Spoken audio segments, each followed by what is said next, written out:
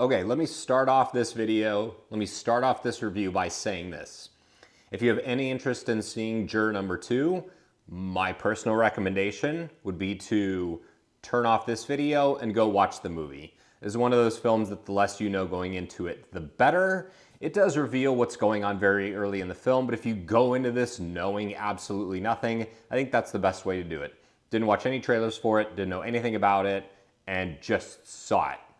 I think it's a very good movie. I think it has some significant flaws. There's some things about it that really piss me off, but overall, I think it's great. So, I'm gonna criticize this movie like a bunch, and then also say some great things about it. So, let's discuss. Thank you so much for checking out the video. Before we get started, please follow me over on X at Hometown0YT. You can also follow me on Instagram at RealHometown0. Would really appreciate a follow there. I post all of my videos separately on X. I'm trying to build a subscriber base for that as well. So, Clint Eastwood, who is getting up there in his years, continues to have a prolific directing career. I think it's been a while since he's acted in anything. I don't know if he's still just able to do that, but he's still directing some pretty great movies. I really like 2003's Mystic River. I absolutely despise with everything in me the movie $1 Million Baby.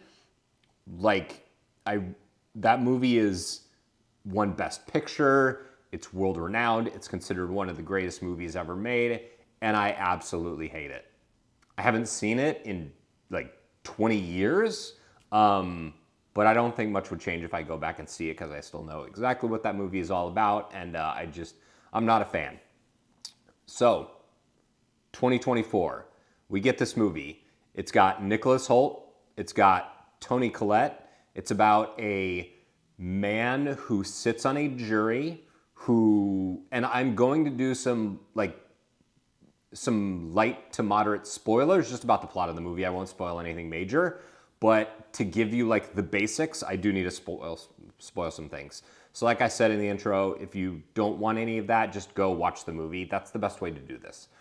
So right up front, we know that this man has a problem with substance. He's seated on this jury. That doesn't mean that he can't serve on the jury. But we also know very, very quickly that this man is very well directly involved with this case in a way that puts him into a lot of trouble. So I'll just say it at that. It's essentially a malice homicide or malice murder case. The guy potentially could go away for the rest of his life, and that's where we are. Toni Collette is the DA who absolutely must win the case because she's the prosecutor who's running for DA, and she has to absolutely win the case in order to win her election. There's a lot of silly and goofy dialogue that stresses the importance of the case, but I don't think the movie does a very good job of putting the press and the mass media attention. It doesn't really give you the impression that this case all that really matters all that much, other than these few lines of dialogue, and we don't really see the weight of her political campaign, and I think as a result, some of that feels just manufactured and very oh, we're just going to put in this dialogue to make this sound important. There's a lot of that in this movie. It's probably my biggest critique of the film. Overall, though, Hoult's performance is fantastic. It really is fantastic. And I think a movie like this, your lead character has to be somebody that's sympathetic, and we need the movie to grip us and make us truly care what happens to this man. And the movie does a tremendous job of that. I have a pretty big issue with the jury situation in this. All of the jurors seem like complete idiots who don't even know why they're there. And they all have preconceived notions about the case and all this stuff. It feels very 12 Angry Men-ish. But I think I think the overall case against the guy who's been accused is rather flimsy, and I think some of that just isn't well explained by the movie, but it really is anchored by great performances from Collette and Hoult in particular. There's also this Kiefer Sutherland character that is just there to like dialogue dump and kind of be a foil for our character's attempt to work himself out of what is a really difficult situation for him. So that's really all I can say about the overall film without spoiling anything major, so that's what I'm gonna do. I will say also this movie does this very lazy thing at the end, which is the cut to black. Now, you can pull this off and have it be done in a way that is genuine and feels like it has some weight.